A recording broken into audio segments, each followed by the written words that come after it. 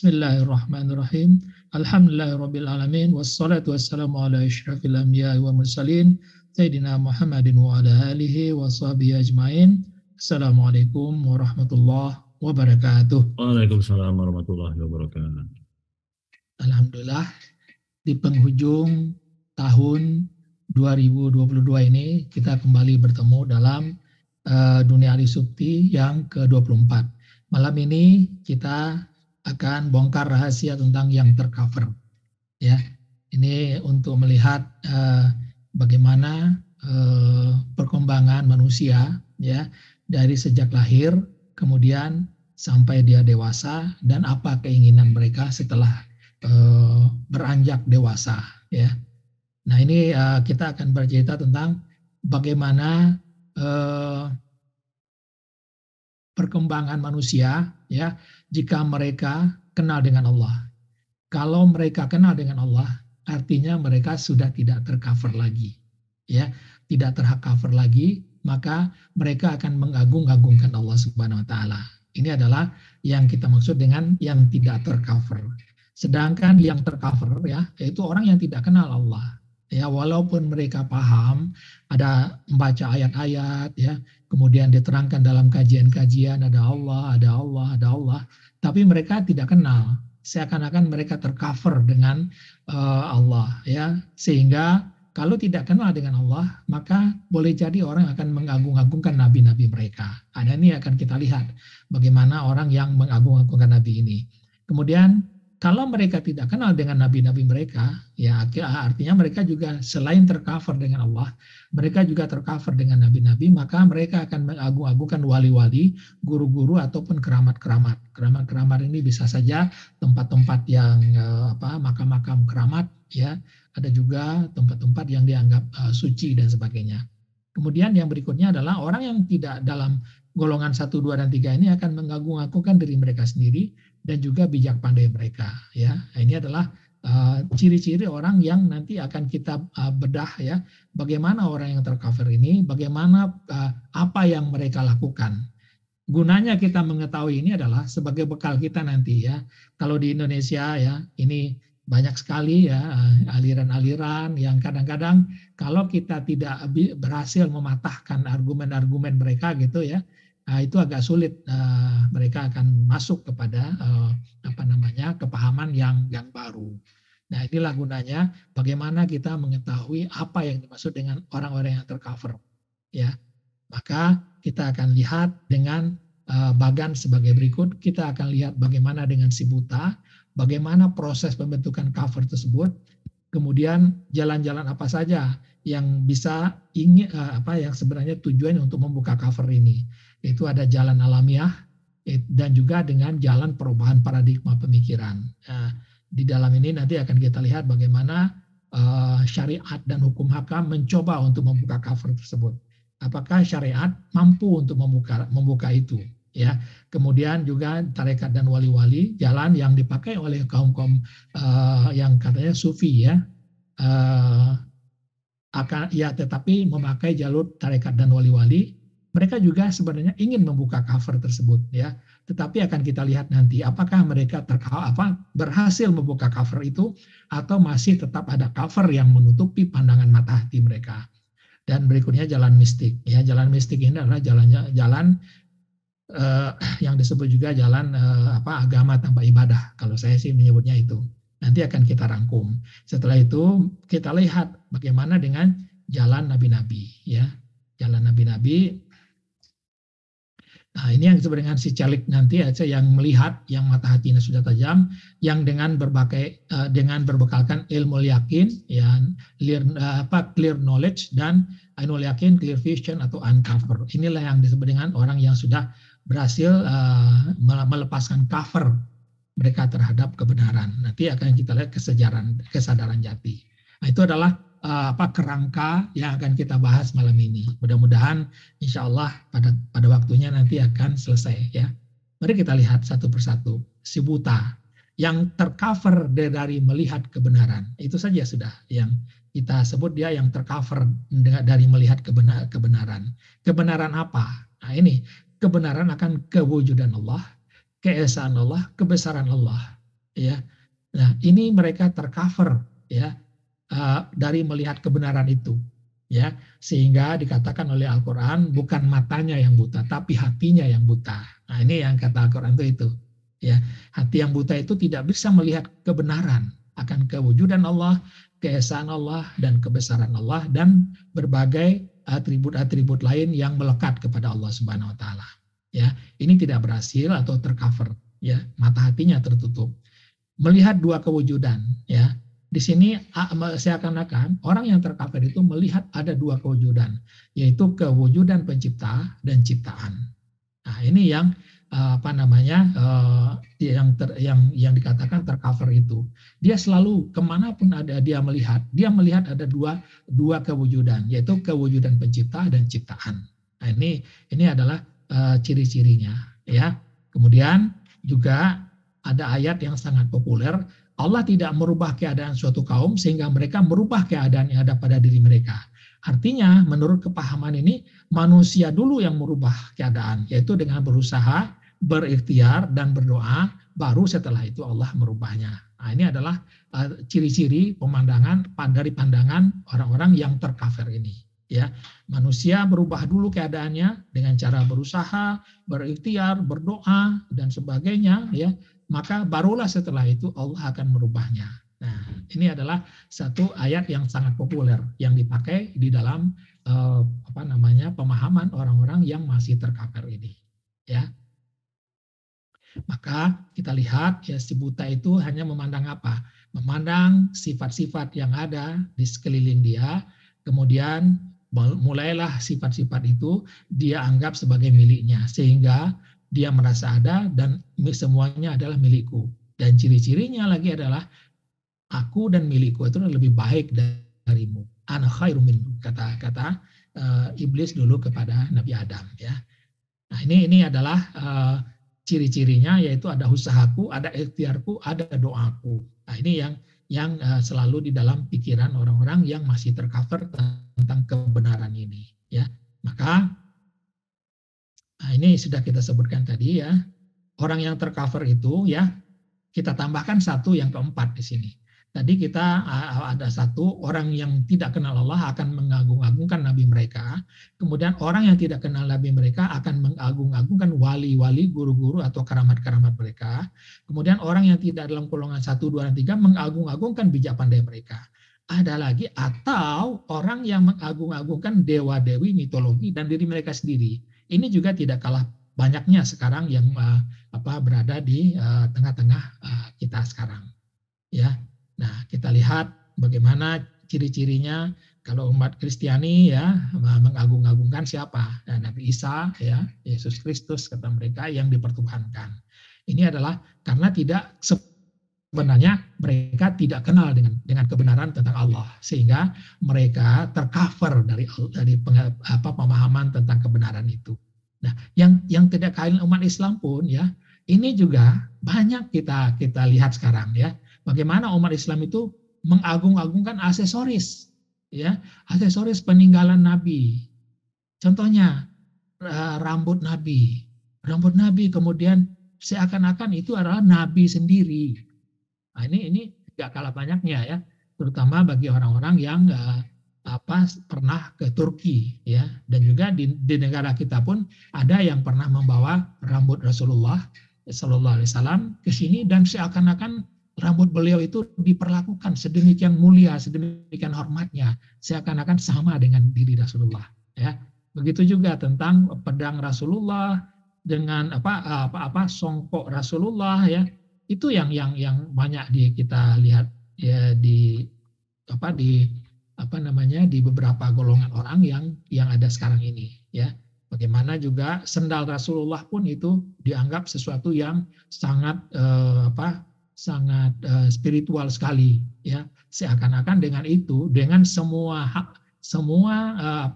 peninggalan Rasulullah Sallallahu Alaihi Wasallam ini, itu seakan-akan menimbulkan rasa yang sangat mencintai kepada Rasulullah. Nah, ini tidak kalah banyaknya yang kita lihat sekarang ini, ya. Kemudian mengagungkan keramat-keramat. Nah, ini kalau tidak kenal dengan bagaimana Rasulullah, apa yang diajarkan oleh Rasulullah, ya, maka kita pun ya tidak sangat mudah untuk melenceng ya dengan apa?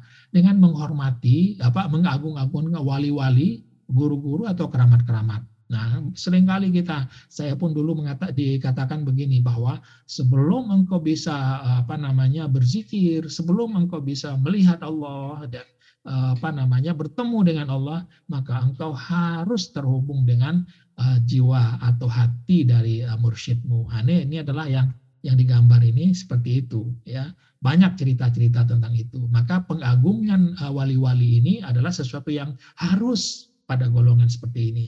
Tanpa itu maka kita akan terputus dengan kebenaran, yaitu dengan melihat Allah Subhanahu wa taala. Nah, ini nanti kita bahas bagaimana lengkapnya. Nah, dan tidak kalah pentingnya adalah bagaimana orang begitu khusyuknya ya, bisa menangis, bisa bergetar-getar ketika mereka berkunjung kepada makam-makam keramat, makam-makam wali-wali dan sebagainya. Karena dengan makam itu ya, di makam itu dianggap, saya dulu begitu juga, begitu datang ke kuburan wali-wali, yang saya ingin rasakan adalah getaran, ya. Getaran wali-wali itu seperti apa? Itu yang menjadi penghalang atau cover kita, karena kita tidak mengenal Allah Subhanahu wa taala, ya. Nah, itu yang pertama. Kemudian bagaimana mengagung-agungkan diri sendiri, ya. Ini adalah aku, ya. Ini adalah golonganku, kelompokku. Maka aku pun akan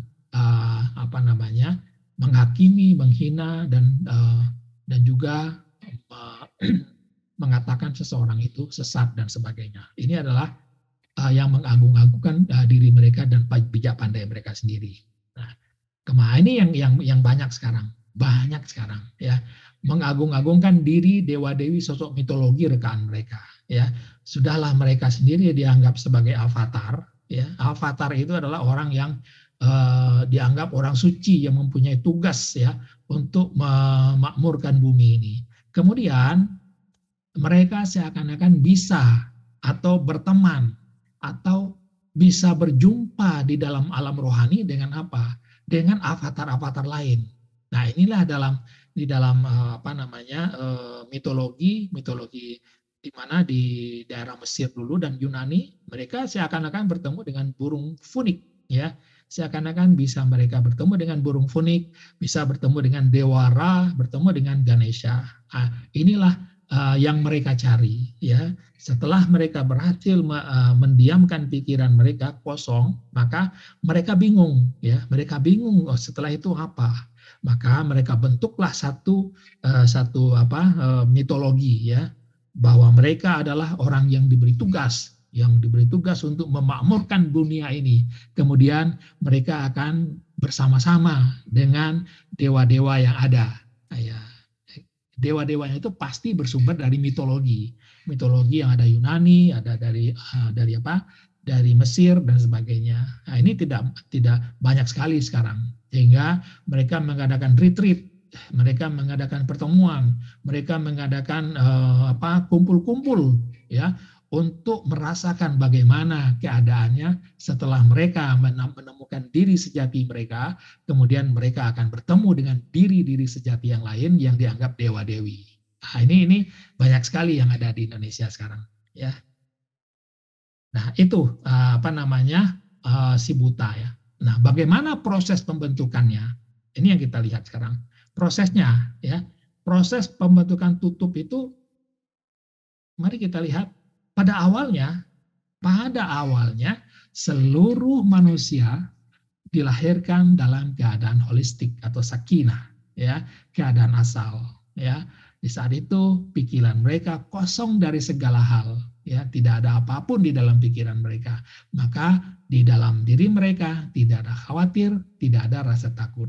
La khaufun alaihim wa lahum yahzanun. Kata Al-Qur'an kan begitu, ya. Dilahirkan itu kita dalam keadaan yang sangat-sangat holistik sekali, ya, keadaan asal, sehingga tidak ada nafsu bagi diri kita, ya. Andaikan kita tidur dengan berlainan kelamin pun tidak ada nafsu sedikit pun yang muncul, ya. Otak kita atau hati kita merasa tenang dan mutmainnah. Nah, kemudian apa yang terjadi? Maka terjadilah perkembangan dari umur 1, ya 0 sampai 1 sampai dengan umur 40 tahunan. Nah, disinilah terjadi masa pembentukan, ya. Pembentukan pertama cover-covernya terbentuk di sini. Apa covernya? Yaitu pemikiran-pemikiran, ya. Pemikiran bayi atau umur 1 tahun berbeda dengan pemikiran anak-anak yang sudah umur 6 tahun. Anak umur 12 tahun, apalagi dengan remaja dan dewasa. Maka pemikiran anak-anak atau bayi yang tadinya sakinah, ya, atau tranquil tadi, mulailah dipenuhi dengan berbagai pemikiran-pemikiran yang memenuhi pikirannya ini, ya, memenuhi hatinya atau mindanya, ya. Kemudian itu dalam pemikiran, ya, yang ditandai dengan ilmu, perkembangan ilmu. Kemudian bagaimana fisik juga bertumbuh dan menua, ya. Nah, ini sudah keadaan yang dikatakan alamiah, ya. Nah, kemudian ada milikku bertambah. Nah, inilah yang menjadi beban atau menjadi yang memenuhi pikiran kita. Ada harta, ada anak, keindahan dunia, pekerjaan dan sebagainya. Maka milik semua itu menjadi milik kita yang kita simpan di dalam minda kita. Nah, ini yang terjadi, ya. Kemudian ego pun meningkat, ya, dengan berbagai rasa keakunya, aku adalah yang terbaik. Ini milikku, ya, ini milikku, jangan diganggu. Ini adalah private bagiku, gitu, ya. Nah, ini yang terjadi. Nah, cover-cover inilah yang membuat kita jiwanya berubah. Jiwa yang tadinya tenang, tranquil atau holistik dan sakinah, mulai jiwa kita dipenuhi dengan pergolakan-pergolakan yang ada di dalam minda kita. Bergolak terus, ya, sehingga menimbulkan beban yang kalau dilihat tidak ada bebannya, tetapi ternyata bebannya itu lebih besar atau lebih berat daripada kita memikul batu 1 ton gitu, atau 100 kilogram pun kalah beratnya dengan beban pikiran tadi, yang beban cover-cover yang memenuhi pikiran kita, sehingga emosi kita pun terbolak-balik. Nah, ini kejadian yang berkembang. Ya, ini adalah orang mengatakan ini alamiah saja, betul alamiah. Ya, beginilah cara Allah mengajarkan kita bagaimana perubahan-perubahan yang ada di dalam diri manusia. Lalu apa yang terjadi? Manusia ingin berubah. Ya, bagaimana perubahannya nanti? Untuk apa? Perubahannya adalah terutama setelah berumur 40 tahunan, ya, 40 tahun ke atas, maka orang ingin kembali, berharap bisa kembali, ya, beban-beban yang ada di dalam pikirannya ini, ya, emosi yang berkecamuk tadi, mulai hilang kembali, tranquil kembali, dan bisa mendapatkan keadaan sakinah kembali. Nah, ini seperti mimpi di siang bolong, kalau kata orang-orang sekarang itu, ya. Nah, kalau memang itu bisa, bagaimana caranya? Nah, ini adalah yang diinginkan manusia. Karena dulu pernah kita bersaksi di alam azali bahwa setiap jiwa yang dilahirkan ke dunia ini telah bersaksi kepada Allah. Allah mengatakan, alastu birabbikum, bala syahidna. Allah bertanya, bukankah aku Tuhanmu? Maka semua jiwa menjawab, bala syahidna. Benar, aku bersaksi, ya Allah. Nah, ini adalah kesaksian jiwa di alam azali. Nah, lalu jiwa di dunia tercover, ya. Maka kemudian di dalam istilah-istilah agama, ya, kita bukan hanya ingin diperkenalkan dengan kesaksian bukankah Allah itu Tuhan kita, betul. Tetapi lebih dari itu apa? Bukankah Aku Maha Besar? Ya, ini yang ingin diketahui orang juga. Ini adalah pertanyaan Allah sebenarnya kepada kita yang diajukan di Al-Quran, ya. Aku Maha Suci, Maha Tinggi, Maha Esa, Maha dan segalanya, ya. Maka begitu pertanyaan ini seakan disampaikan oleh Allah di dalam Al-Quran, karena kita tercover, kita tidak bisa menjawabnya. Kita tidak bisa menjawabnya. Kita tersasar kepada sesuatu yang tidak besar. Kita tersasar kepada sesuatu yang tidak suci, yang tidak tinggi, ya, tidak esa, semuanya berbilang yang ada di dalam pikiran kita. Nah ini yang membuat orang ingin bagaimana kita bisa kembali bersaksi tentang Allah Maha Besar, Allah Maha Suci, Allah Maha Tinggi, Allah Maha Esa ini. Nah ini yang diajarkan oleh rasul-rasul dan nabi-nabi dan rasul-rasul sebenarnya, ya, sehingga dengan uncover atau clear vision, ya, atau ainul yakin, nanti orang bisa tidak bahwa mata hatinya tidak tercover lagi, mata hatinya senantiasa ihsan, ya, kemudian mindanya dipenuhi dengan Allah. Nah ini adalah satu keadaan yang diajarkan oleh rasul-rasul dan nabi-nabi, ya. Maka judulnya adalah Ma'rifatullah. Semua rasul-rasul dan nabi-nabi mengajarkan pengenalan kepada Allah. Artinya uncover seluruh minda manusia, ya, pandangan hati manusia, pandangan mata hati manusia, di uncover dari berbagai cover yang menutupi selama ini. Nah ini adalah dengan ainul yakin. Nah ini bagaimana caranya, ya? Maka setelah kalau berhasil, sampailah masana bila ia merasa tabiat-tabiat dan sifat-sifat kemanusiaannya hilang, terus dia tinggal seolah-olah roh saja. Nah, ini sebenarnya yang ingin kita rasakan, bahwa sebenarnya tubuh kita ini sebenarnya hanya baju saja untuk kita bersandiwara di dalam alam dunia ini, ya.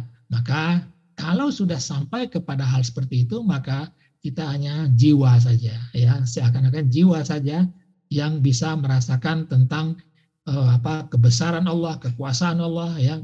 Kemudian juga kita memahami tentang kita sangat dekat dengan yang maha halus. Nah ini adalah keadaannya, ya.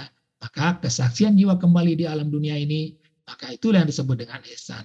Maka jiwa yang sudah bersaksi kembali ini bisa menjawab, bukankah aku maha besar, bukankah aku maha suci, aku maha tinggi, aku maha esa. Semuanya terjawab, bala syahidna, ya. Maka di dalam sholat juga kita mengatakan Allahu Akbar, ya. Itu adalah pengakuan, ya. Nah, itu paling tidak sampai di sana, ya. Paling tidak sampai di sana nanti. Ada yang lebih dari itu, ada insya Allah, ya. Nah ini adalah bagaimana proses pembentukan cover tersebut. Nah, bagaimana jalan untuk membuka cover tersebut? Nah, jalannya itu ada bermacam-macam. Kita cari lihat bagaimana jalan yang biasa atau jalan alamiah. Ini jalan alamiah. Bagaimana cover-cover ini dibuka secara alamiah, ya. Orang melihatnya secara alamiah, tapi kalau kita dibuka dengan paksa, ya. Ini dibuka dengan paksa. Bagaimana caranya? Pertama, ingatan kita diambil secara perlahan atau serentak. Nah, ini diambil ingatan tadi, ya. Dengan cara apa? Bisa dengan tiba-tiba dia menjadi stroke dan sebagainya. Nah, ini diambil sehingga baru tahu bahwa mana pikiran saya, mana yang kepemilikan saya selama ini. Kita nggak bisa lagi mengatakan seperti itu. Begitu juga harta milik kita diambil satu persatu atau serentak. Dengan cara apa? Bisa dengan kebakaran, bisa dengan kebanjiran, bisa dengan bencana alam. Semuanya diambil. Akhirnya kita dipaksa untuk tidak mengakui bahwa ada milik kita. Nah, ini adalah cara-cara yang dipaksa kita. Kemudian keluarga kita diambil satu persatu atau serentak. Ya, satu persatu. Bisa anak diambil dulu, bisa suami diambil, bisa istri diambil, bisa keluarga yang lain diambil, orang-orang yang kita cintai diambil satu persatu atau serentak. Serentak dalam sebuah bencana alam. Nah, ini adalah cara Allah mengingatkan kita kembali. Nah, orang mengatakan ini adalah musibah. Kita mengatakan adalah proses uncover ya secara paksa oleh Allah. Kemudian tubuh yang kita banggakan mulai sakit berat. Ya, ini caranya seperti itu juga. Yang tadinya kita banggakan tubuh kita yang kuat, yang handsome dan sebagainya gitu ya. Nah, tiba-tiba tubuh kita sakit berat. Nah, ini adalah cara Allah mengambil keegoan kita. Ego dihancurkan sampai ke dasar. Bisa saja di dalam tengah puncak-puncak ketenaran kita, maka tiba-tiba ketenaran kita diambil, dihancurkan dengan satu kesalahan yang kecil saja. Nah, ini yang sakit sekali. Sehingga baru di situ kita sadar maka kita akan berkata, kenapa bisa begini? Kenapa ya Allah saya sudah begini, saya sudah beribadah dengan tekun, tetapi kenapa saya diuji seperti ini? Nah, ini adalah orang yang tidak sadar, ya, orang yang tercover. Atau dengan hal yang paling ekstrim, yaitu dengan mati. Ya, dengan mati sudah habis semua, nggak ada lagi pengakuan kita. Nah, ini adalah cara-cara uncover secara alamiah, ya. Nah, mari kita lihat yang lainnya, bagaimana jalan perubahan yang lain, ya. Ini yang tersedia, ya. Pertama adalah jalan agama Islam, ya. Agama Islam ini adalah salah satu jalan yang tujuan sebenarnya adalah mengenalkan umat manusia kepada Allah sehingga dia tidak tercover lagi dari berbagai berhala ataupun pemikiran-pemikiran yang menghalangi dia dengan dari memandang yang pandangan ihsan dan juga kepada ingatan kepada yang Allah Subhanahu wa taala. Agama Islam. Yang kedua adalah jalan mistik. Jalan mistik ini adalah jalan yang ada setiap zaman. Dari dulu sampai sekarang tetap ada. Kemudian jalan agama Islam ini ada jalan amalan dan hukum-hukum syariat, ya. Ini yang ada. Kemudian ada jalan riyadhah atau seperti yang dilakukan orang-orang di dalam tarekat dan jalan wali-wali, ya. Nah, kemudian ini yang perlu kita pahami. Kenapa selalu terjadi seperti pertelingkuhan atau pertengkaran atau pertentangan antara orang-orang yang menjalankan perubahan paradigma itu dengan amalan dan hukum-hukum syariat dengan orang-orang yang tarekat atau wali-wali, karena berbeda fokus. Nah, kenapa seperti beda fokus mereka? Ya, orang amalan syariat ini fokusnya kepada kegiatan jasmani, ya. Kemudian bagaimana gerakan-gerakan, bagaimana berjalan, bagaimana rukunya, bagaimana makannya, ya. Inilah fokus dari amalan atau hukum-hukum syariat. Fokus kepada jasmania. Sedangkan riyadhah atau tarekat-tarekat, ya, jalan wali-wali dan juga jalan mistik, ini adalah satu persentuhan ada di sini, ya. Riyadhah, tarekat dan wali-wali ada persentuhan dengan jalan mistik. Apa persentuhannya? Prosesnya hampir sama. Kalau tidak mau dikatakan sama-sama sekali, ya, tapi hampir sama. Hampir sama itu boleh dikatakan bisa 90%, bisa hampir 95% bisa sama. Tapi bedanya cuma apa? Bedanya kalau di jalan tarekat dan jalan wali-wali diberikan istilah-istilah yang sesuai dengan agama Islam. Jadi, sebentar.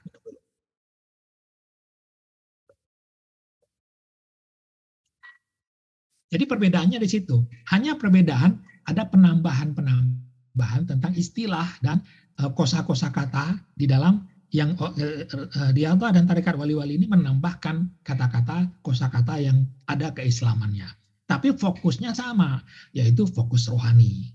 Ya, nanti akan kita lihat bagaimana dia jalan berliku. Nah, lalu adakah yang tidak berliku-liku jalannya? Ada.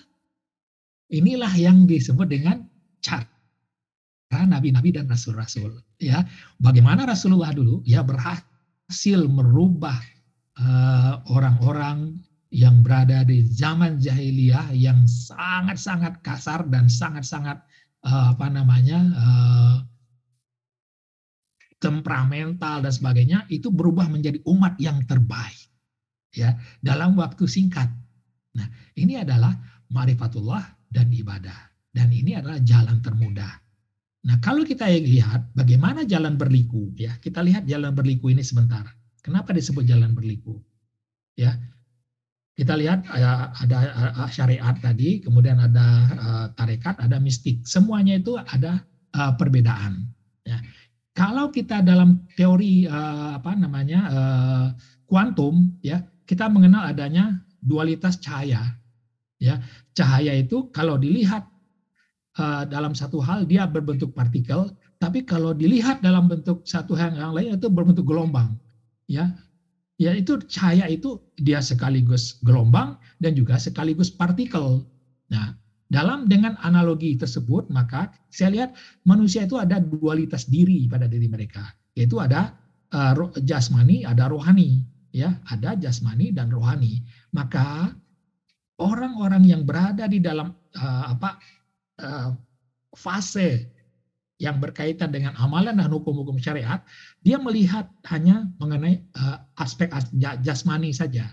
Ya, aspek rohaninya, ya, kamu nggak bisa, kata orang-orang yang berada di dalam tarekat kepada orang syariat. Ya, begitu juga orang mistik, ya. Maka disitulah terjadinya pertengkaran atau ketidaksesuaian. Kenapa? Karena cara pandangnya berbeda dan tidak mungkin sama.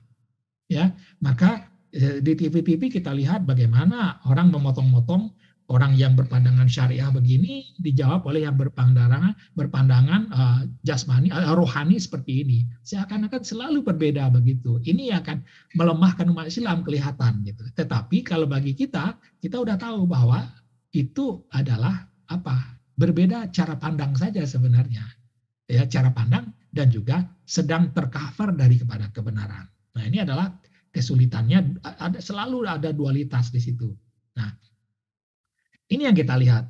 Ini ketika satu tali yang diberi muatan atau digantung dengan dengan kayu, kemudian digoyang-goyang seperti ini. Ya, kita goyang-goyang, ya. Nah, digoyang-goyang. Maka yang kelihatan apa? Bagi orang yang melihat kayu, maka yang dilihat adalah kayu yang bergoyang. Tapi bagi orang yang melihat tali, maka yang dia lihat adalah gelombang yang menjalar di tali tersebut. Nah, ini adalah ininya. Maka pandangannya di situ, ya. Maka kalau gelombang akan fokus kepada perasaan. Nah, ini bedanya. Orang yang fokus pada gelombang, dia akan mencoba merasakan segala sesuatu, merasakan ada kedekatan, merasakan di sini ada gaya, di sini ada daya, ada kekuatan yang bekerja. Maka yang dilakukan adalah fokus kepada merasakan getaran ini. Sedangkan kalau orang fokus kepada syariah atau partikel atau materi, yang dilihat adalah apa yang nampak oleh mata, apa yang terdengar oleh telinga, ya, apa yang terpegang oleh tangan dan sebagainya. Maka inilah yang membuat orang seakan-akan bisa bertentangan antara orang yang fokus kepada perasaan dengan fokus kepada pandangan atau penglihatan, ya. Cuma di sini mereka tercover. Apa ya tercovernya? Bahwa yang tercovernya adalah bahwa sebenarnya gelombang dan adanya pergerakan kayu tersebut ada yang menggerakkan. Ada yang menggerakkan, tercover mereka dari apa yang menggerakkan itu. Nah, ini yang tercover, ya, sehingga orang yang tercover selalu meributkan, wah nggak ada rasanya gimana, kamu nggak paham tentang itu. Nah, ini yang selalu yang ada muncul. Seakan-akan ketika orang berseberangan berhadapan dengan angka 6, mereka mengatakan itu 9. Begitu dia berhadapan dengan karena dia berhadapan dengan 6, maka dia katakan 6. Seperti itulah terus, ya. Seperti juga ada yang mengatakan ini balok ini ada 1, 2, 3, 4. Kalau di sini dikatakan 1 hanya ada 3. Selalu berantem seperti itu, ya. Nah, inilah yang membuat kita sebenarnya tambah merasakan, loh, kenapa ini tidak ada kedamaian di dalam kehidupan kita. Nah, ini yang selalu muncul di dalam masyarakat kita. Nah, ini adalah bagai paradigma yang tersedia. Ada jalan agama Islam, ada jalan mistik. Agama Islam itu ada 3. Ada riyadhah, tarekat, ada amalan atau syariat, ya, hukum-hukum, ada cara nabi-nabi dan rasul-rasul, yaitu khusus dengan ma'rifatullah dan ibadah. Nah, ini yang akan kita lihat nanti. Hukum syariat. Nah, ini kita lihat, kita bedah sedikit. Jalan syariah, ya, apa yang terjadi? Maka orang yang selalu di sini, karena dia fokus kepada fisik, ya, atau yang terlihat, maka dia akan melihat contoh. Ya, contoh fikihnya. Kemudian akan melihat 2 kewujudan atau pencipta dan ciptaan.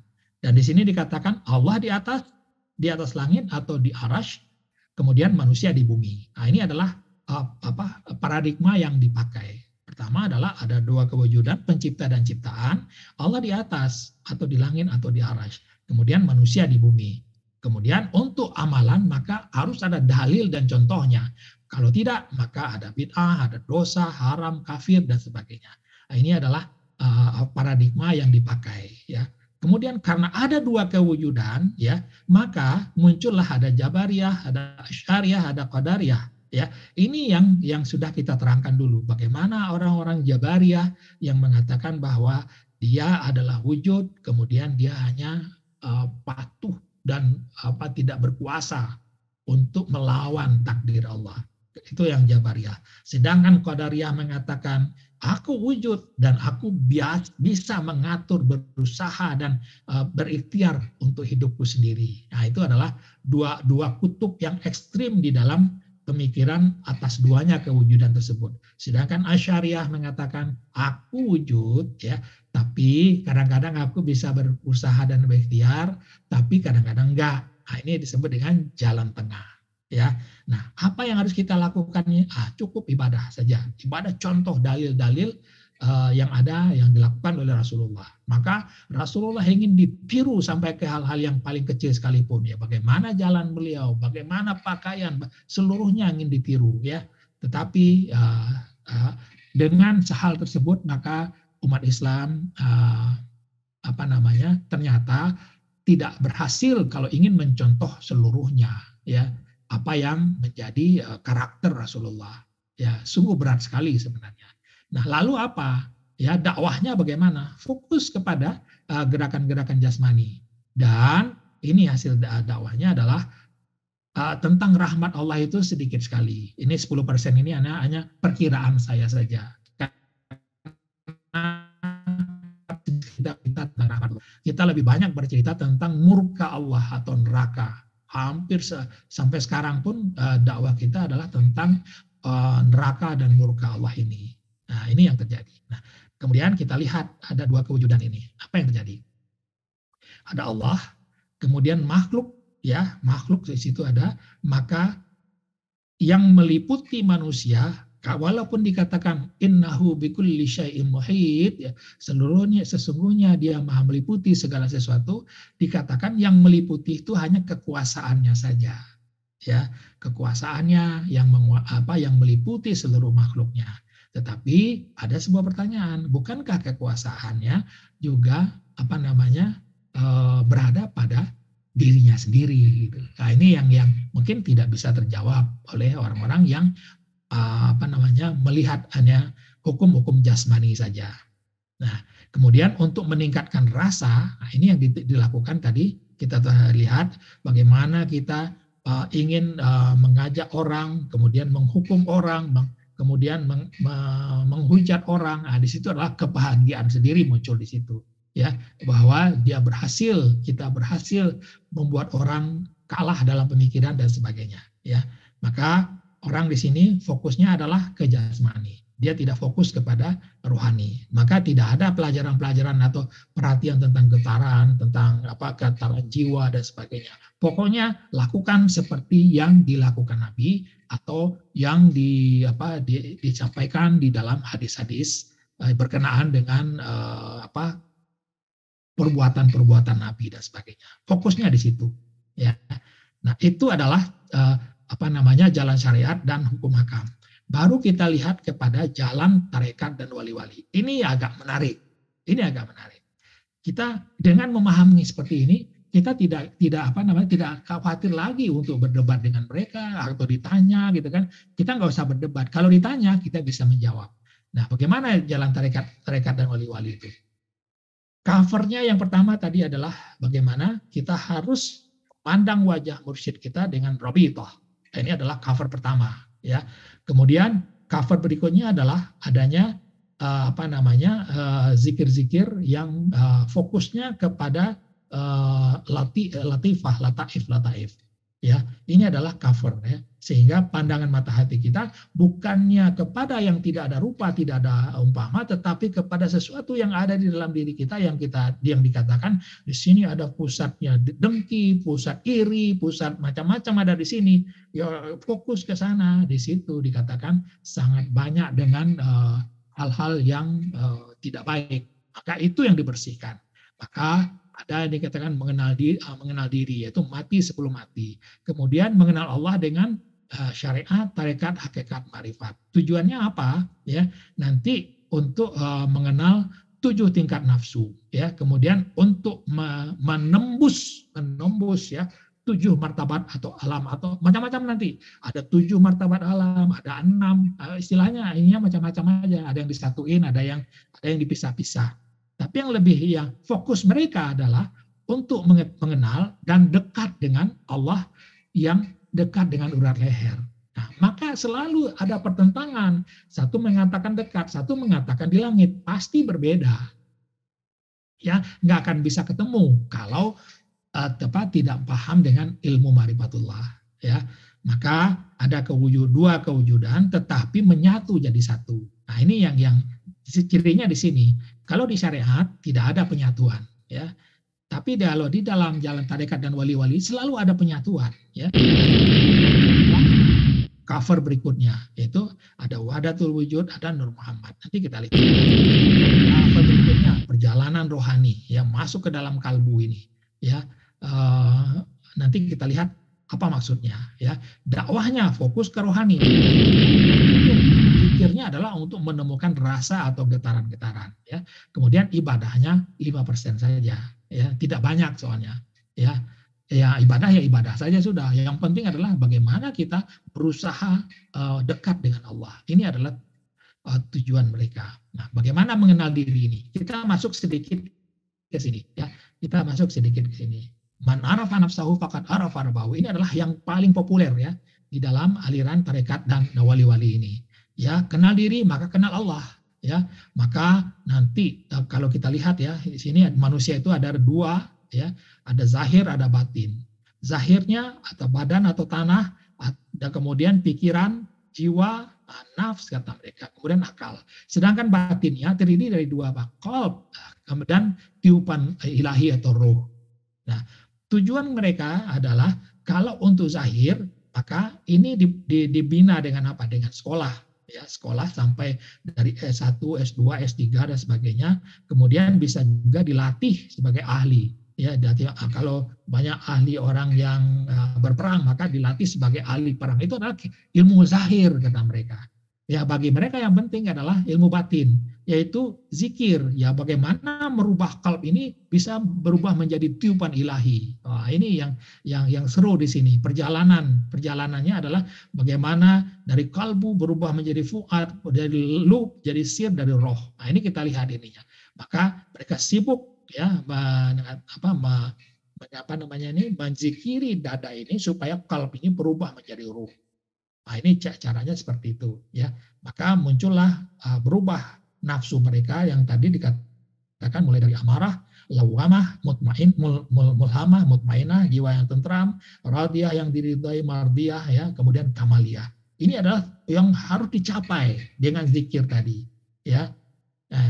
Kemudian ini kalau kita lihat bagaimana zikir itu ditujukannya. Ya, kalbu zikir, dizikiri terus seperti tadi, lama-lama dia akan menjadi. Nah, dizikiri terus, pertama dia sebagai kalbu yang bolak-balik, lama-lama dia menjadi fuad, ya lama-lama dia menjadi lub, ya menjadi sir, menjadi roh. Nah, ini yang lama.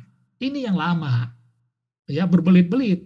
Mana yang kalbu, mana yang fuad, mana yang lub. Ya susah membedakannya gitu. Nah, bahkan lebih dalam lagi, kalbu itu adalah yang fana di dalam nama-nama Allah atau Asmaul Husna. Ya, kalau kalbu itu kalbu, mentembus lagi ke dalam, maka baru masuk ke fuad, yaitu kalbunya kalbu. Ya, af'al Allah ada di situ. Nah, ini rumit hal seperti ini. Setelah fuad ditembus, baru masuk kepada sifat-sifat Allah atau lub, ma'nawiyah. Masuk lagi sir, ya di sini dibuka banyak rahasia. Pustaka rohani ada di sini. Setelah sir baru ada ruh yang kenal dengan zat Allah. Nah, ini yang disebut dengan level wali kutub itu adalah sampai di sini ya. Yang sir dan zat. Nah, ini adalah pemikiran yang melandasinya sehingga orang sibuk bagaimana merubah hatinya supaya bisa menjadi fuad, menjadi lub, menjadi sir. Itu yang menjadi lamunan. Ya. Nah, kemudian setelah itu bisa juga melewati 7 makam alam ya. Dari makam insan sampai kepada ahadiyat ya yang tersembunyi ya. Ini adalah makam-makam yang harus dilewati yang sudah sampai kepada ruh tadi. Ruhnya lah yang berjalan ke sini ya. Maka dikatakan juga dengan pandangan lain, ada juga pandangan lain seperti ini. Ini Nur Muhammad ya. Nasut, Malakut, Jabarut ya. Kemudian Lahut. Nah, di sana Yahud ini adalah disebut dengan Nur Muhammad ya. Kemudian baru Hahud atau Zat, laisa kamitslihi syai'un. Maka dengan pandangan begitu wahdatul wujud ya, ada Allah, ada makhluk, kemudian makhluk itu akan bersatu dengan Allah, membentuk apa? Membentuk satu kewujudan atau wahdatul wujud. Allah dan makhluk. Ini adalah wahdatul wujud. Ada penyatuan seperti ini. Ya, ini adalah tentang wahdatul wujud. Sedangkan Nur Muhammad itu lebih lebih agak panjang sedikit daripada wahdatul wujud. Kenapa? Dalam Nur Muhammad ini ada sebuah perantara ya antara Allah dengan ciptaan itu, ada Nur Muhammad yang dianggap sebagai tiupan roh Allah. Ya, ciptaan pertama. Yang disebut juga dia sebagai cahaya kata mereka ya. Nur Muhammad kemudian percikannya Nur Muhammad itulah yang menjadi makhluk. Jadi semua makhluk itu berasal dari Nur Muhammad. Maka makhluk-makhluk ini untuk bertemu dengan Allah maka harus mereka bertemu dengan Nur Muhammad sebagai sejati diri mereka sendiri ya. Bertemu dengan manifestasi Nur Muhammad yang ada di dalam diri mereka, maka manifestasinya ini bertemu dengan Nur Muhammad, barulah Nur Muhammad ini seakan-akan bisa bertemu dengan Allah. Inilah cover-cover yang ada selama ini ya. Maka dikatakan makhluk harus melakukan rabitah kepada guru mereka. Karena guru mereka itu bersambung dengan guru-guru mereka juga sampai kepada Rasulullah, dan Rasulullah itu adalah manifestasi yang sempurna dari Nur Muhammad. Nah ini ya, maka semua ditujukan kepada Nur Muhammad. Setelah itu ya seakan-akan mereka sudah sampai ke Allah. Nah inilah yang menjadi cover dari memahami tentang kebenaran, keesaan, kewujudan dan kebesaran Allah. Ya, nah disebut dikatakan ada Allah, kemudian ada Nur Muhammad, kemudian ada makhluk. Nah ini adalah hierarki dari pemahaman Nur Muhammad ini. Ini dengan penjelasan yang agak berbeda yang dengan selama ini ya. Tapi ini adalah yang ada sekarang di masyarakat. Saya ambil pemahaman-pemahaman yang ada sekarang di masyarakat kita ya, terutama di Indonesia ya. Maka kita sudah sampaikan kemarin, jalan tarekat dan wali-wali ini selalu berusaha keras dengan kesatuan kewujudan atau wahdatul wujud dengan Allah atau dengan Nur Muhammad. Dengan begitu mereka nyaris akan selalu berusaha dalam keadaan kemabukan. Nah, ini adalah salah satu ciri-ciri yang terjadi ya. Untuk meningkatkan rasa sudah kita katakan tadi ya, dengan menyambungkan rasa dengan gurunya, kemudian mengingat-ingat wajah gurunya, memasang foto gurunya di rumah dan sebagainya. Ya, dulu kalau ke rumah saya ada guru saya fotonya di rumah. Ya, sebelum saya berzikir saya pandang gitu fotonya gitu. Nah, begitu juga tentang keramat-keramat. Ini adalah untuk meningkatkan rasa, ya, meningkatkan rasa yang ada dari mereka. Dan ciri-cirinya bisa menangis. Nah, dianggap karena sudah menangis maka itu dianggap betul. Nah, itu ya. Nah, ini yang dikatakan yang mengagungkan aksesori tadi udah kita sampaikan di depan, ya. Itu. Maka pandangan mereka fokus kepada ruhani. Ini mereka tidak terlalu fokus dengan aktivitas jasmani, tetapi mereka fokus kepada rohani. Ya. Maka selalu kalau ada perdebatan atau perdiskusi antara orang-orang syariat dengan orang marifat atau orang yang tarekat ini selalu tidak ketemu dia, karena cara pandangnya berbeda. Ya, itu yang disebut dengan jalan tarekat dan wali-wali yang kita bahas lebih agak dalam. Kemudian jalan mistik. Nah, jalan mistik ini juga sama saja, ya. Apa yang terjadi? Ya, mereka cenderung dengan meditasi, yaitu dengan cakra. Yang tadi di tarekat itu ada lataif, maka di dalam meditasi jalan mistik ini disebut dengan cakra. Cuman letaknya berbeda-beda.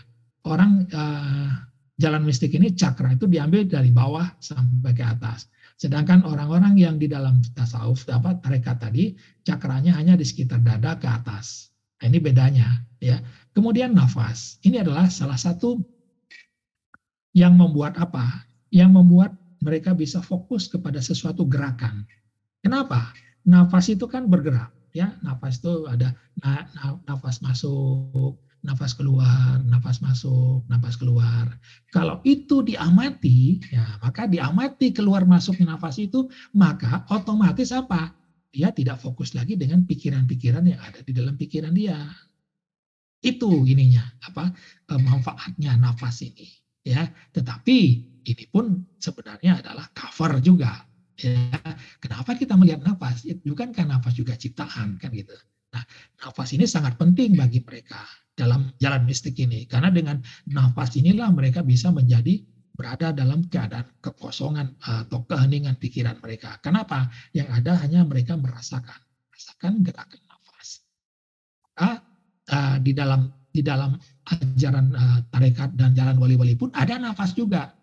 Nafas disebut dengan zikir, ya, zikir nafas, ya. Ada zikir ada zikir macam-macam ya, namanya diberikan nama.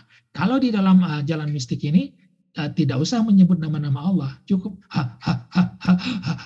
itu juga sudah sama hasilnya, ya. Yang penting apa? Yang penting dia merasakan keluar masuknya nafas itu, ya, getaran atau gerak. Yang dilihat adalah gerak, yang dirasakan adalah gerak. Nah, ini disebut dengan gerak atau getaran. Nah, itulah yang membuat perasaan atau pikiran atau hati mereka hening. Nah, kalau sudah hening, maka tujuan mereka berikutnya adalah menaikkan kundalini. Ya, kundalini adalah power, ya, tenaga, ya, tenaga yang kalau dari mereka adalah dari cakra dasar di bawah, di tulang ekor sampai naik ke atas, sampai seperti ular naik ke atas itu. Nah, itu disebut dengan kundalini, ya. Nah, ini tujuannya. Kemudian terbuka mata ketiga. Nah, ini tujuan mereka. Kalau sudah sampai di situ, maka disebut mereka sudah ketemu dengan diri sejati atau jiwa murni mereka. Nah, ini. Nah, ini adalah riadah mereka seperti ini. Kalau sudah ketemu dengan jiwa sejati atau jiwa murni, barulah kemudian jiwa sejati atau jiwa yang murni itu, diri sejati itu ketemu dengan guru sejati yang disebut dengan Om atau roh jagat raya. Nah, inilah yang membuat mereka sama dengan wahdatul wujud sebenarnya, ya. Itu, ya. Maka orang yang sudah merasa dirinya menjadi jiwa yang murni itu disebut dengan avatar. Avatar itu sudah setingkat dewa, ya, sudah setingkat dewa dewi, ya. Nah, inilah yang dilakukan kalau ada pertemuan mereka, maka mereka seakan-akan sudah menjadi avatar. Maka di saat itulah mereka membayangkan di situ ada dewa Ra atau apalah namanya, dewa matahari, persaudaraan matahari dan sebagainya. Nah, itulah cover yang muncul, ya. Nah, selalu maka hampir sama dengan wahdatul wujud. Ada dua kewujudan tapi menyatu jadi satu sebenarnya. Itulah satu dalam ramai dalam satu. Nah, ini adalah jalan mistik yang ada, ya. Maka fokusnya juga di sini meditasi 99% malah. Ibadahnya hanya 1% saja, ya. Nggak ada ibadahnya soalnya. Nah, ini adalah yang disebut dengan roh jagat raya, kemudian ada diri sejati, maka diri sejati itu akan berhubungan dengan roh jagat raya ini, sehingga terbentuklah diri sejati, ya, aku adalah dia, dia adalah aku, sama. Panteisme dan semuanya ada di sini. Nah, ini adalah kesamaan-kesamaan yang muncul, ya, di dalam ajaran-ajaran mistik dan juga di ajaran-ajaran yang ada di umumnya di dalam ajaran tarekat dan jalan wali-wali, ya, mirip walaupun tidak sama, ya. Nah, jalan mistik selalu berusaha keras kepada kesatuan wujud, ya, mirip dengan wahdatul wujud. Tapi dengan apa? Dengan alam, dengan gaib-gaib, daya-daya semesta. Dengan begitu mereka akan terperangkap dalam fenomena-fenomena satria sehingga mereka sulit untuk beribadah. Nah, ini boleh ditanyakan kepada yang terlibat di sini, ya. Saya juga salah satu dulu ada di sini, ya. Nah, untuk meningkatkan rasa, maka disinilah dikatakan mengadakan hubungan, ya, mengadakan hubungan dengan makhluk-makhluk avatar atau makhluk-makhluk rohani, ya, Sehingga disitulah muncul ilham-ilham bagaimana untuk membangun alam ini. Maka mereka akan datang kepada tempat-tempat yang dianggap suci, yang punya yang punya ilmu yang terpendam di sana. Karena di situ pernah dulu peradaban muncul dengan baik di situ. Maka mereka akan datang ke sana, mereka baca, duduk dengan merenung, bahkan seakan-akan mereka ingin membaca ilmu-ilmu yang ada di saat itu di sana. Nah, ini adalah cara-cara yang dilakukan ya. Mereka juga fokus kepada rohani, jasmani tidak terlalu. Maka jasmaninya dimatikan kalau bisa. Atau dengan apa? Dengan duduk yang yoga dan sebagainya itu. Ya, itu. Nah, itu jalan mistik dan jalan yang lainnya. Nah, rangkumannya, ini kita rangkum sedikit ya. Kita rangkum sedikit. Ini ada jalan mistik dan jalan wali-wali, jalan mistik. Kemudian ini ada jalan syariat, jalan hukum hakam. Ini ada jalan tarekat dan wali-wali. Dan semuanya itulah yang saya anggap ini adalah satu pemandangan dari saya. Inilah orang yang tercover, ya, ingin mencari sebenarnya, tapi masih tercover, ya, tercover dari kebenaran, ya, sehingga belum melihat kebenaran itu, ya, kemanapun dia melihat dengan cara apapun, ya, itu seakan-akan masih buta saja mata hatinya, ini, ya, itu. Nah, sekarang jalan nabi-nabi, ya, jalan nabi-nabi dan rasul-rasul. Nanti nabi-nabi itu sederhana dia, ya. Bagaimana, ya, orang yang tadinya buta menjadi melihat, ya, melihat dengan ainul yakin, tapi berdasarkan ilmu yakin. Nah, ini yang pertama, ya. Orang yang sudah kenal dan melihat kebenaran akan kewujudan keesaan kebenaran Allah SWT terhadap segalanya, hanya akan mengagung-agungkan Allah Subhanahu wa taala. Maka merekalah agen atau hamba warasatul anbiya yang senantiasa mewar-warkan tentang keagungan, kemuliaan, kesucian dan kehormatan Allah. Nah, ini yang adalah orang yang sudah bermata tajam. Kenapa sudah bermata tajam? Mari kita lihat, ya. Dalam pengenalan jiwa atau pengenalan diri manusia, kita diajarkan oleh guru kita Ustadz Husin Bunda Latif sangat sederhana sekali pengenalannya. Ada jiwa, ya, ada jasad, ya. Jiwa itu terdiri dari apa? Dari minda, hati yang terdiri dari 3 serangkai, yaitu minda dan pendengaran dan penglihatan dan roh. Di sini ada jasad dan nyawa. Nah, yang dipakai adalah mindanya ini. Dengan ilmu yakin, maka mata hatinya bisa melihat dengan ainul yakin. Itu saja sederhana, ya. Ilmu yakin membawa kepada ainul yakin, ya. Nah, bedanya karena sudah mengetahui dengan pengetahuan yang yakin, maka di mindanya bisa mengingati Allah karena, ya, dia sudah kenal Allah bahwa tidak ada rupa, tidak ada umpama. Maka mindanya langsung begitu ingat Allah, nggak ada apa-apa di situ. Sederhana sekali, ya. Kemudian mata hatinya gimana? Melihat yang halus atau wajahnya yang halus. Bagaimana cara melihatnya? Inilah disebut dengan ilmu yakinnya seperti itu. Lalu bagaimana rasanya? Rasanya di dalam dada, ya, bisa kita merasakan jalal atau jamalnya. Jalal itu berupa kuasa atau hidupnya. Bagaimana seakan-akan kita merasakan kuasa atau kehidupan yang diberikan oleh Allah.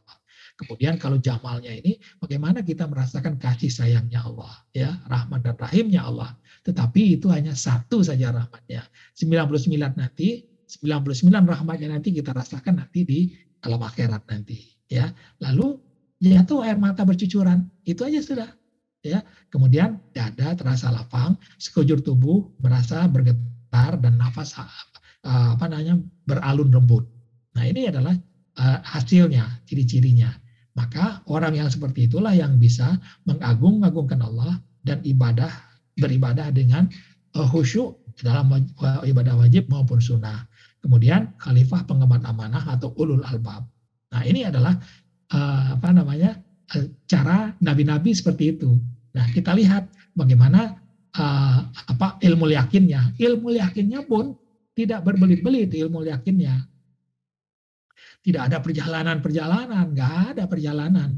Mau berjalan kemana? Ya, kita hanya apa? Dengan ilmu yakin, kemudian dengan ilmu yakin itu kita melakukan nafi isbat. Nah, mari kita lihat bagaimana. Kuncinya ini adalah selalu yang harus kita ketahui, kita tanamkan di dalam hati kita bahwa pada permulaan hanya Allah saja yang ada dan tiada apapun bersamanya. Artinya dia tidak serupa, tidak ada seumpama, ya, tidak, dia maha gaib, ya, dia bukan zat, ya, tidak sama dengan makhluknya. Nah, ini yang paling penting, ya. Kemudian ya kita buka masukkan kunci itu ke pintu kun, maka segala sesuatunya pun terjadi dengan kun tersebut pada pada firman kun itu. Nah, bagaimana terjadi? Pertama, ada terjali wajah yang halus, ya. Kemudian dalam terjali itu dengan kun berubah menjadi cahaya. Terjadi ciptaan, ya, yaitu zat dan lauhul mahfuz. Ya, ini serentak terjadi semua, tidak ada perbedaan karena belum ada waktu. Ya, kalau kita lihat itulah yang disebut dengan yang kuning ini disebut dengan zat atau hakikat, kemudian yang biru ini disebut dengan lauhul mahfuz. Ya, lauhul mahfuz inilah nanti di sini akan terjadi semua yang berkenaan dengan makhluk ada di sini semua. Ya, maka dengan bagaimana dia mengatur itu, nah ini adalah ketetapannya. Ketetapannya sudah kita terangkan dalam beberapa kajian yang terdahulu. Bagaimana ketetapannya itu sangat bijaksana, sudah sempurna, sudah ditulis, sudah diizinkan, apapun yang terjadi sudah diizinkan, dia sudah mengetahui apapun juga yang akan terjadi dan berlaku terus-menerus, ya, sejak firman kun, ya. Kemudian rahmatnya mengalahkan murkanya. Maka ketetapannya itu mencakup segala sesuatu. Tidak ada yang dilupakan. Ada awal, ada akhir. Karena dia makhluk. Rencananya teguh. Tidak ada yang berusaha merubahnya. Setiap perubahan sudah tercakup di dalam rencana itu. Ada hikmah, ada bahan pelajaran, ya. Tidak ada yang dizalimi karena yang menjalankan semua adalah zatnya sendiri. Ada baik dan buruk, ya. Kemudian ada jalan cerita. Nah, ini adalah yang perlu kita pahami tentang ketetapannya. Ini sudah berlaku atau terjadi sejak firman kun. Setelah itu apa?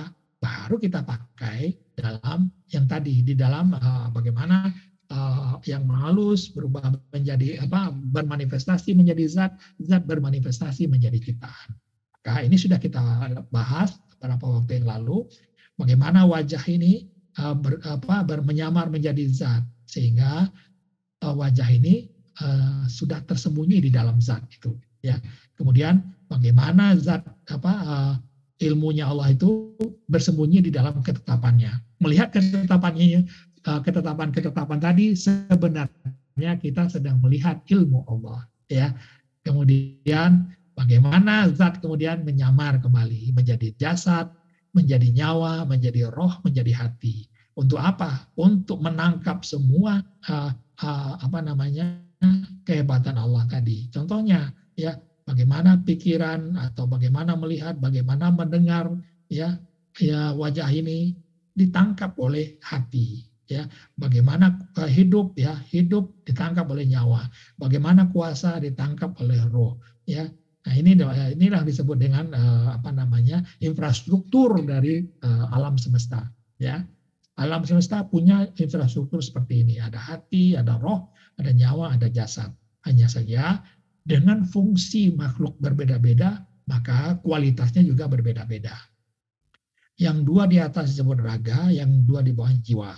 Maka inilah yang akan melakukan drama, ya. Diberi drama, diberi waktu, maka berinteraksilah semua, ya. Afal dari wajah ini menyuruh zat melakukan sesuatu sesuai dengan ketetapan ini, maka terlahirlah drama di sini, ya. Nah, tentang ilham ditangkap oleh hati ini, ya. Kemudian roh akan menjalankan apa yang diilhamkan, sedangkan nyawa tugasnya adalah menghidupkan jasad ini. Maka di situ terbentuk pergelaran atau pentas ilahi, ya. Nah, di sini disebut juga wajah ini adalah pengarah, zat ini adalah pemeran. Di dalam lahul mahfud itu disebut juga dengan watak-watak yang terzahir. Nah, ini ilmu yang yakinnya seperti itu ya, ilmu yakin. Maka kalau kita mengenal anasi diri manusia tadi, minda, ada mata hati, ada telinga hati, ya disebut dengan hati, 3 serangkai, roh yang bertugas untuk menyampaikan tenaga dan mengirimkan rasa, ya. Kemudian ada jasad dan nyawa, ya. Kemudian inilah yang akan menjadi samaran dari zat nantinya dalam menjalankan sandiwara ilahi. Nah, ini dia, ya. Maka disebut juga zat itu adalah rahasia, kemudian wajah itu rahasia di balik rahasia. Nah, ini dia, ya. Kalau kita lihat wajah, kemudian zat dan ciptaan, maka kalau kita melihat apa yang halus disebut dengan ma'rifat, yang hakikat adalah zat dan sifat adalah ciptaan tadi. Tapi walaupun kita melihat sifat ini yang bergerak, ya, tapi kita tetap tahu bahwa di sebaliknya itu ada zat. Di sebaliknya lagi ada yang halus yang sedang menggerakkannya. Ini adalah pandangan yang bisa disebut juga pandangan hakikat dan pandangan ma'rifat. Ya. Nah, dari ilmu yakin itu barulah kita bisa kepada ainul yakin, yaitu ainul yakin, melihat bahwa segala sesuatunya itu ternyata, ainul yakin itu ternyata, itu ada artinya gitu, ya, bahwa apapun yang bergerak di sini, bahwa apakah orang itu yang kenal dengan Allah, yang tidak kenal dengan Allah, yang seperti tadi, yang menjalankan peran-peran itu, ya, maka semua mereka itu hanya menjalankan peranan, ya, sesuai dengan ketetapan Allah, ya, yang ada di LM, Allahul Mahfud, dan yang menjalankannya pun ada satu, yaitu zat, ya. Zat ini tentu saja digerakkan atau difasilitasi oleh wajah yang maha halus saja. Nah, ini adalah yang disebut dengan kita sudah melihat dengan ainul yakin, bahwa melihat di sini, ya, melihat ada berbagai keramaian di sini, ya, kita tidak menjadi terpengaruh lagi. Kita sudah tahu bahwa sebenarnya ini hanya permainan saja. Nah, ini adalah orang yang sudah tidak lagi tercover dari kebenaran, ya. Nah, itu adalah sehingga kita sudah bisa melihat bahwa begitu dikatakan bukan engkau yang melempar, tetapi yang melempar adalah Allah. Bukan engkau yang memanah, tetapi yang melempar adalah Allah, gitu ya. Bukan, kita sudah tahu bahwa bukan seluruhnya Allah yang Allah bercerita bukan untuk dirinya keseluruhan, tetapi Allah bercerita tentang dirinya yang maha halus. Seakan-akan apa? Seakan-akan, ya, kita hanya Allah tentang bercerita tentang sesuatu yang ada di ekor gajah saja, kecil sekali, ya. Maka baru kelihatan bahwa betapa mahanya Allah itu, maha besar, maha suci, maha luas, maha tinggi, ya. Jadi semuanya yang kita lihat tadi hanya bercerita tentang ekor gajah, ya. Maka begitu kita melihat, ya, orang sebagai ilmuwan, kita melihat universe, atau sebagai seorang yang biasa, kita melihat milik kita, diri kita, ya, mata hati kita melihat the universe atau alam semesta ini.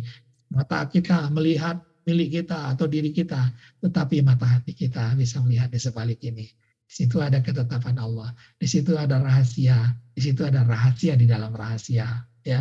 Nah, di situ adalah afal Allah. Nah, ini adalah orang yang sudah tidak buta lagi mata hatinya, walaupun tidak terlihat, tapi dengan ilmu yakin dia bisa melihat sampai kepada ainul yakin, ya. Walaupun tidak lihat lagi seperti ini, tapi dia tahu. Nah, ini sangat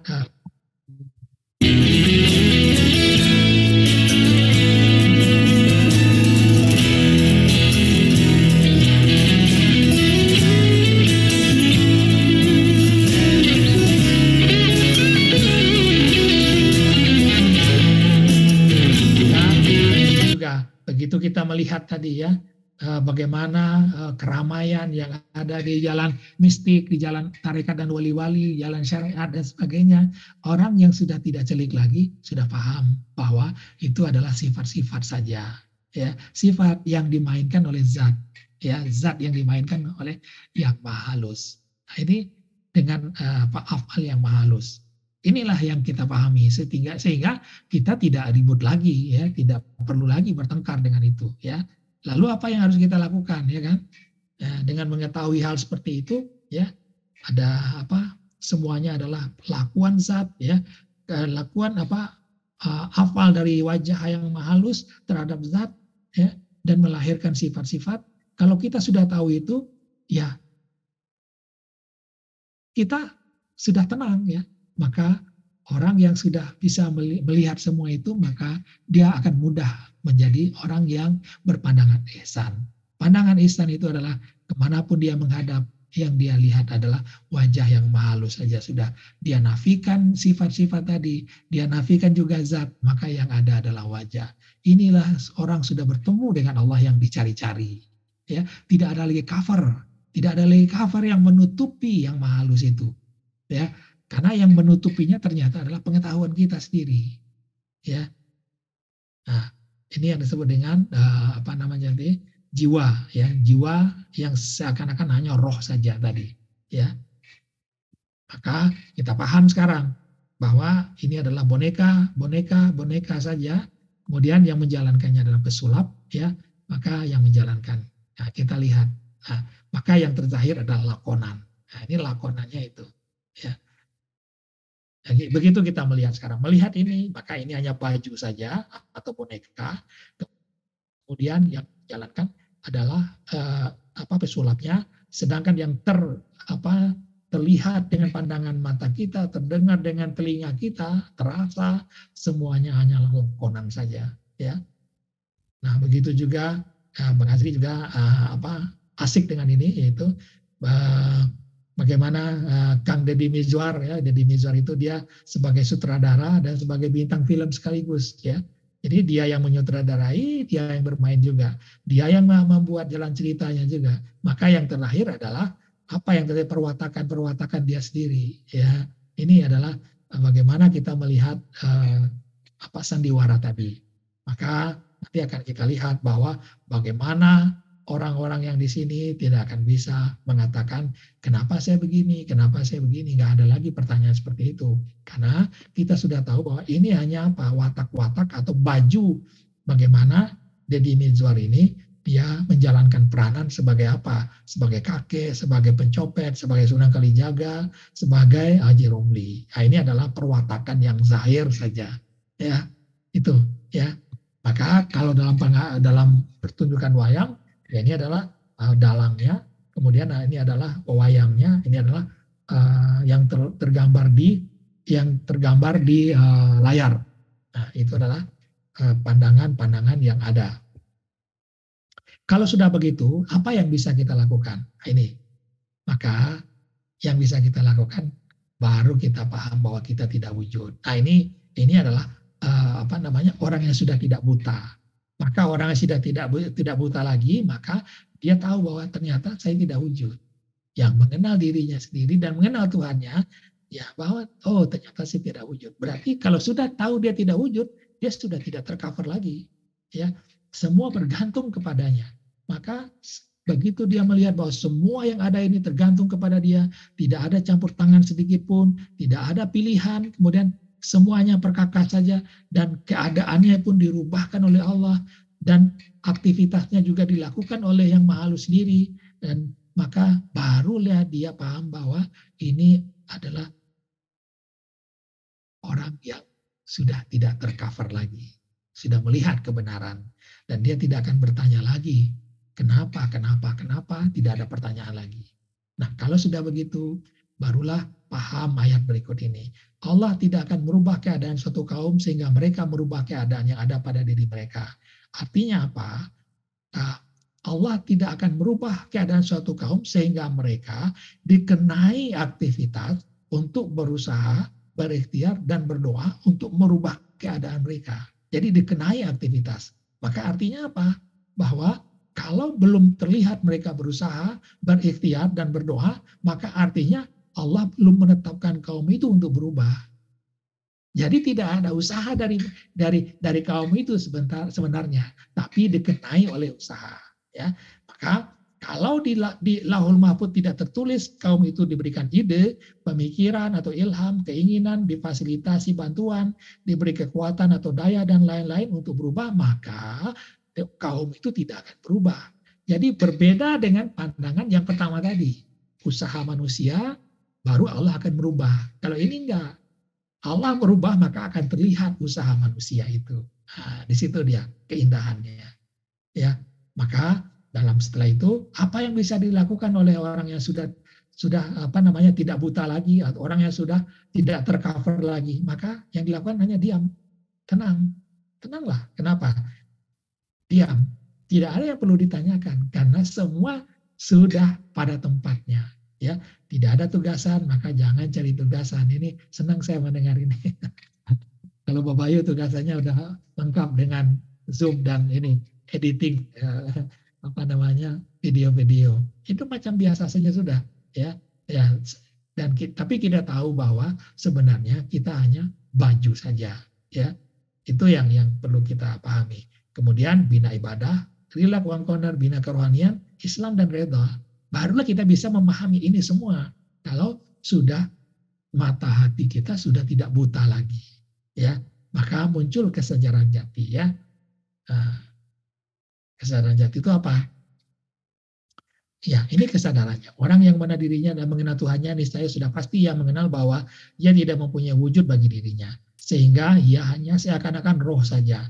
Maka dengan hati yang sudah kenal, sudah mengenal kebenaran tadi, maka ternyata kita tahu bahwa tidak ada satupun yang perlu dipertanyakan.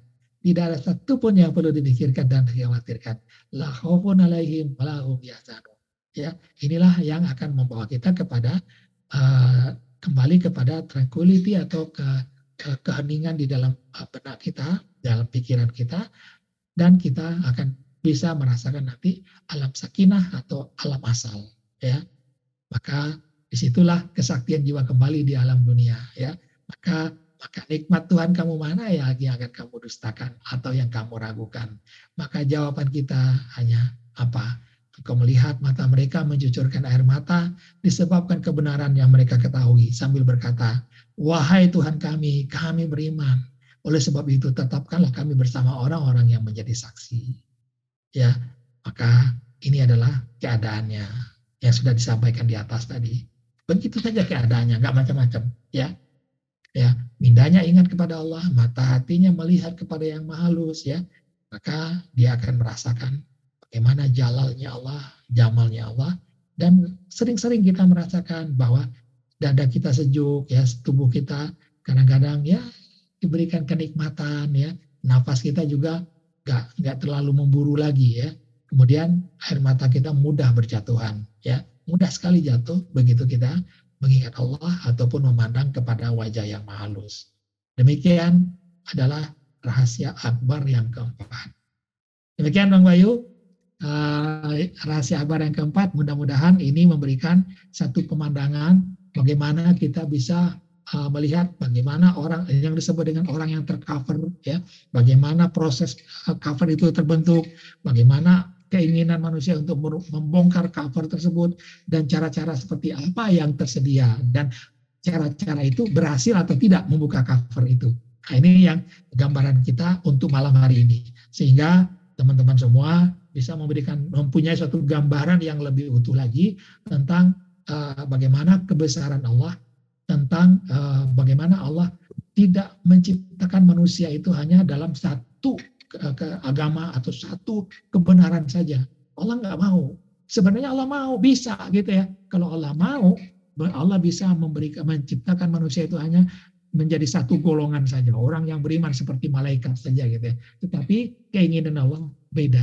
Ya, Allah memberikan satu gambaran bagaimana dia ingin menjadikan manusia itu menjalankan sebuah sandiwara ilahi. Nah, itulah yang kita jalani di alam dunia ini. Dan nanti di akhirat, insya Allah kita akan mendapatkan reward tentang apa yang kita jalani di alam dunia ini. Demikian Bang Bayu tentang yang tercover. Ya, alhamdulillah sahabatnya. Terima kasih banyak Pak Deka, cukup jelas, cukup terperinci, dan salam dari dipahami oleh sahabat semuanya. Kalau boleh coba menyimpulkan nih, apa itu suara apa itu?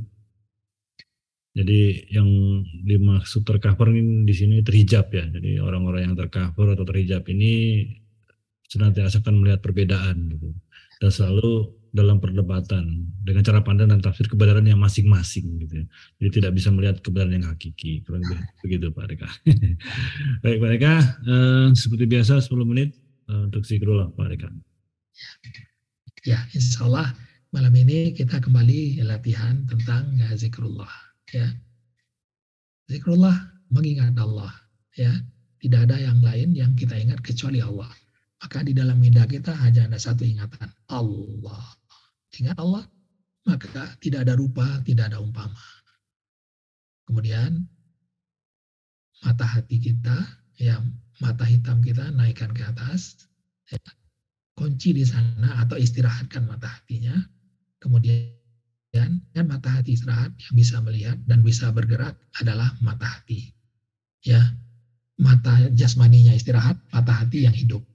Maka tutup mata, ya, maka mata hati tumpukan kepada ingatan Allah. Tumpukan, jaga, artinya jaga. Tumpu, kalau ada yang masih ada di dalam dalam kepala, boleh tetap di balang kepala, ya. Atau kalau ada yang sudah bisa naik ke atas, naik ke atas, naik ke base camp, ya. Naik sejengkal saja di atas kepala. Dari belakang dorong ke atas, mata hati tengokkan kepada ingatan yang sudah naik tadi. Bismillah. Allahu Akbar. Istiqomah.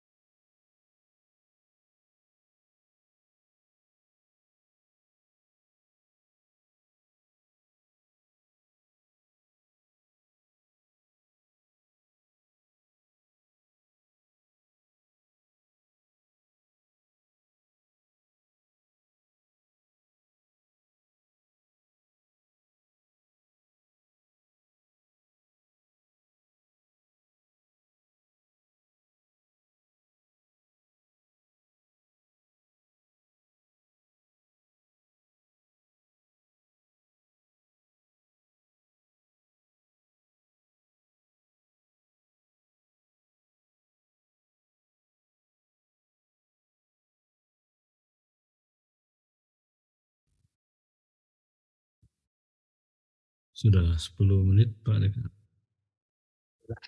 Jadi kembali ya, bahwa dengan pandangan ma'rifat yang telah diajarkan oleh guru kita, Ustadz Husain Baibul Latif, ini benar-benar luar biasa ya. Seakan-akan itu kita seperti berada di sebuah helikopter ya. Helikopter kita melihat di bawah, ini helikopter view ya, bahwa di bawah itu ada sandiwara yang sedang berjalan gitu ya.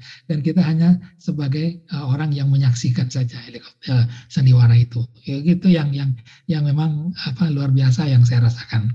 Demikian tambahan sedikit Bang Bayu. Ya, Dan kepada sahabat-sahabat semua dan juga Pak Ustadz ya, dan Kak Amar Hama juga ada tuh. Selamat tahun baru 2023. Assalamualaikum warahmatullahi wabarakatuh.